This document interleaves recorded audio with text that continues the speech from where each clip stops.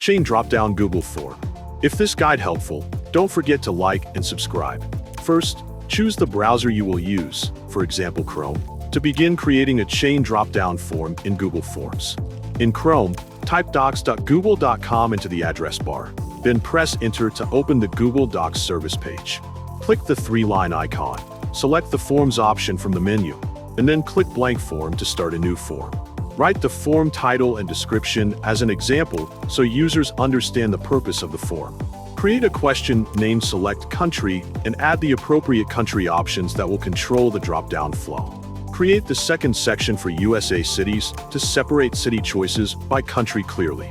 Create a question named Select City and set the question type to drop down so users can select one option. Add the city options for USA so respondents can choose a specific city. Do the same steps to create the third section for UK cities to mirror the structure used for USA. Scroll back to the Select Country question and click the More icon to access additional settings. Link each country option to its corresponding city section so the form directs users correctly.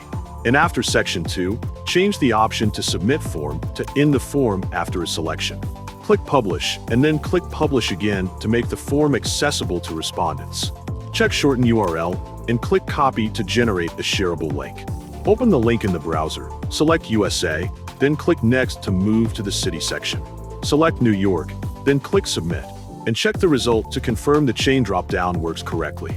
This process ensures users only see relevant city options based on their country choice.